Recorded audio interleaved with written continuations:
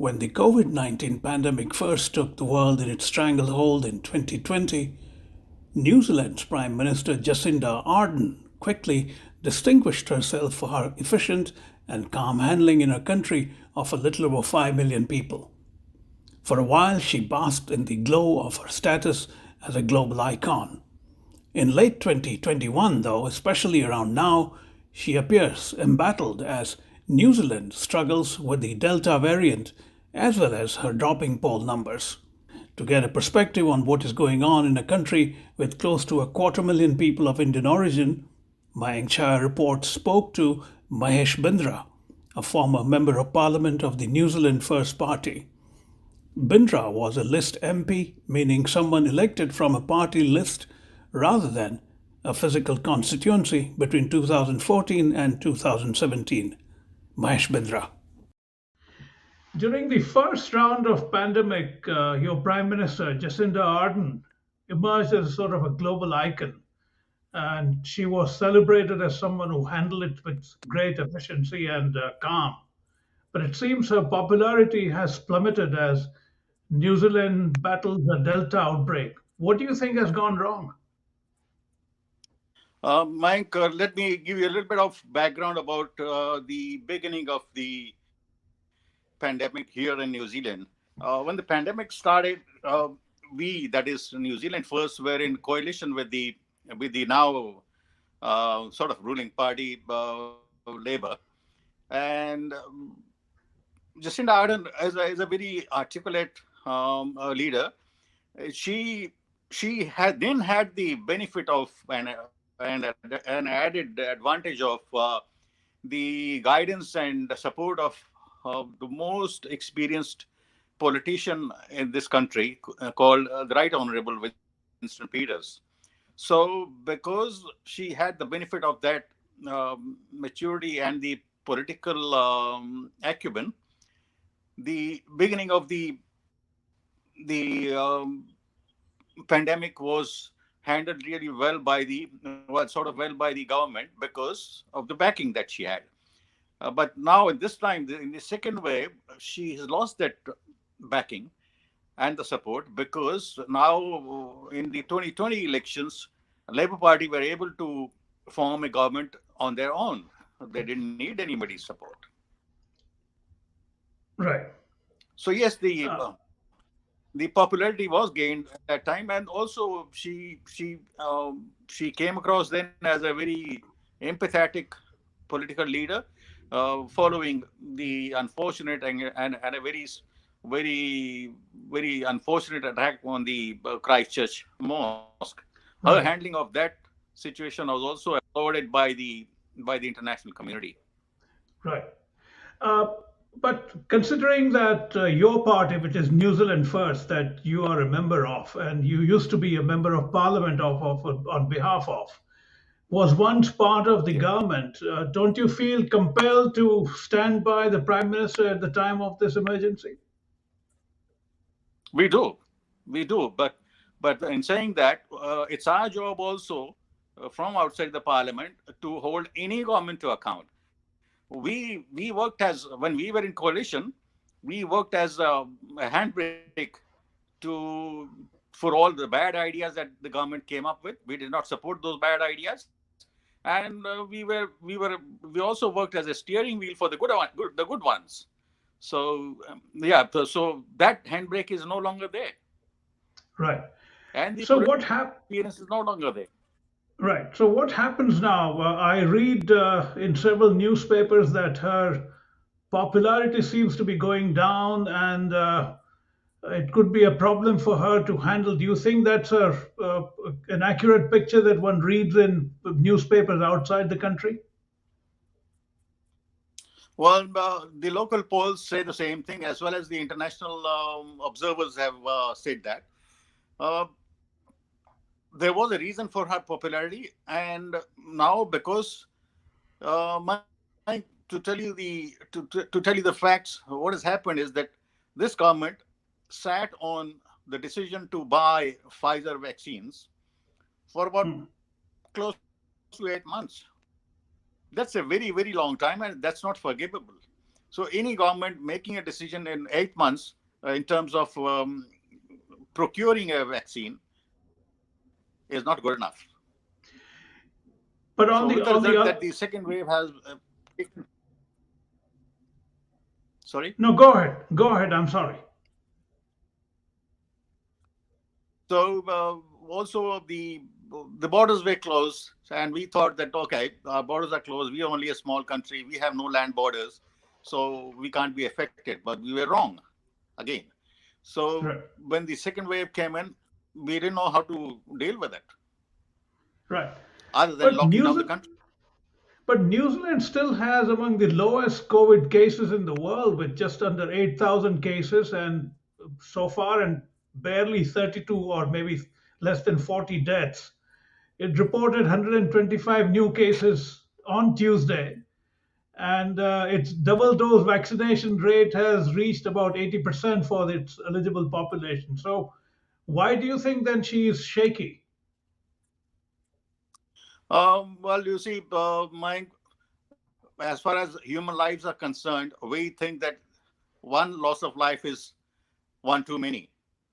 So, and comparing the population and the numbers, you having come from India and lived in India for a reasonable number of years, you, you know that 5 million is our population here in New Zealand, and Right, 5 million is the population of a couple of suburbs put together in Mumbai. right, right, So the numbers have actually been helpful to us because smaller the population, easier to easier to vaccinate. But then we have failed in that also. We I haven't see. we should have had these numbers, Mike, 8 months ago I when they see. started, but we didn't because we were too slow in vaccinating people. Right. Much was said about New Zealand's health system during the first round as how good it was. Was that not true, or the second wave is a bit too overwhelming? Look, we were not prepared for the first wave. However, because of the small population, our health system just about managed, just about. However, now with the second wave and the Delta variant, taking over, our health system is under strain, and it should not be like that. We are not a poor country. We are a very well resourced. Um, First world country. I'd be very proud to say that.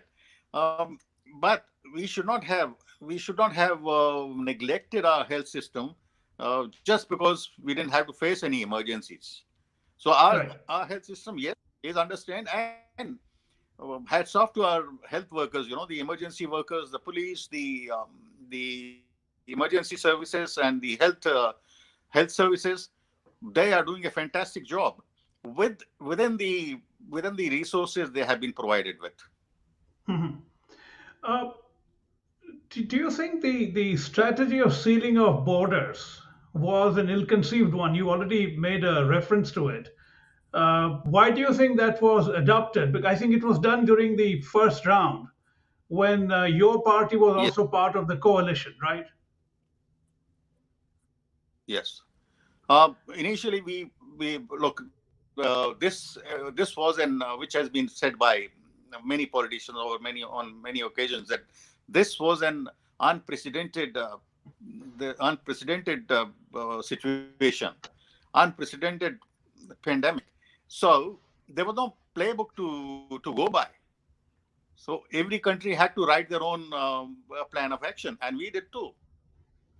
Initially, yes, that worked because we are a sort of a country where tourists love to come, and we had to stop that first thing, and that seemed to work. However, at the same time, we were slow in vaccinating people. Had we vaccinated the close to 100% population, I think we could have done better than we have.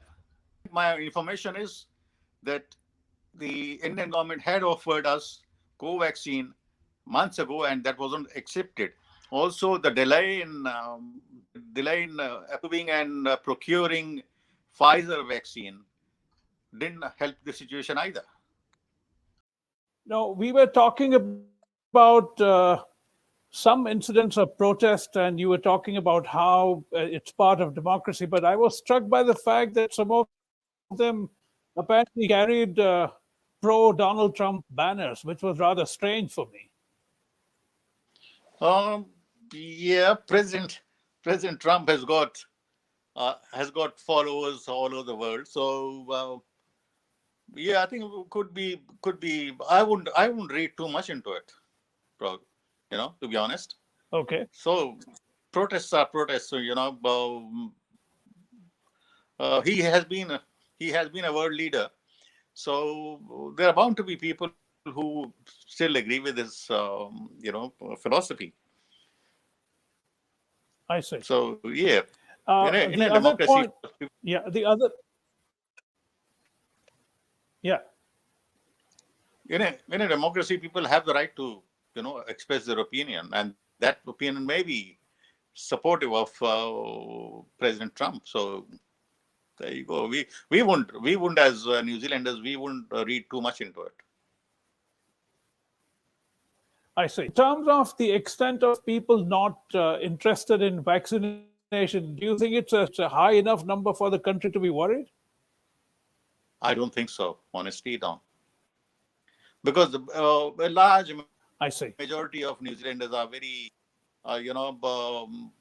so to say, law-abiding, um, cooperative citizens.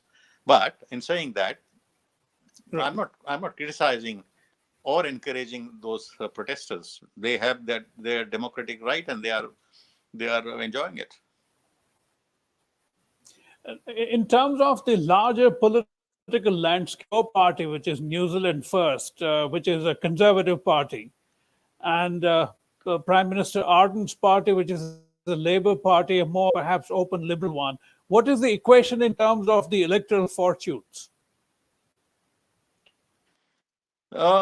We still are 2 years away, nearly 2 years away from the next elections, so which is in scheduled for September 2023. So just little less than 2 years. And as you would know, Mike, that 1 week is too long in politics. So we'll see how it Indeed. goes. Yeah, yeah. So, but we are a centrist nationalist party. We have worked with the National Party earlier in the past, and we have worked twice with the Labour governments. So yeah, we are actually we are open to working with the party that has got New Zealand at the center of its policies. Right. Speaking of that, I think it might be useful to talk about the fact that New Zealand First had a long-standing reputation of being rather stridently anti-immigrant, but your presence and I suppose presence of others might go fly in the face of that. So tell me a bit about how it's been your experience with this party. You've been at it for since 2007 or even earlier. To year 2006. Yeah, that I was see. So you're it's right, 15 years Mike. now. Yes. Out of those 15 years, I only did one term in the parliament, but otherwise, I've been associated with the party for a long time. People have come and people have gone, but I'm still there. We have seen party presidents come and go. We have seen MPs come and go. We have seen the party treasurers come and go. But the two things that have been common or constant has been the leader and me. So so that tells you something about my dedication to the party. And you're right that earlier even I thought that the party was, and I was told that party was an anti-immigrant party. However, when I when I met the leader and had some very frank and open discussions with him, I I found out that he is not anti anything. He's pro New Zealand. He's pro New Zealanders. He's a very uh, straight shooting politician. Which is which is a rare quality, as you would know. Yeah. So he told me that Right. for an Indian politician or for an Indian citizen, wouldn't India be the first thing? Wouldn't India be first? For a Japanese, it'll be Japan first. For a Chinese, it'll be China first. So what's wrong with me saying that New Zealand first? This is my country, and Right. I live and I'll die for this country. So that's why we call us New Zealand first. He said we do realize that we are a small country and we will need immigrants to do the work that we don't have the skills for. But in saying that, we will take people whom we need and not the people who need us. As I said, there's a reality, Mike. I have seen it, and I have seen it in the immigrant communities that because we are a small country, we have a smaller economy, and therefore, um, those people who are very, very ambitious come here because we need them. After they get our citizenship, they just fly off to bigger countries, to make to the greener pastures, so to Right. say. So they actually use us as Right. stepping stones, which is fair.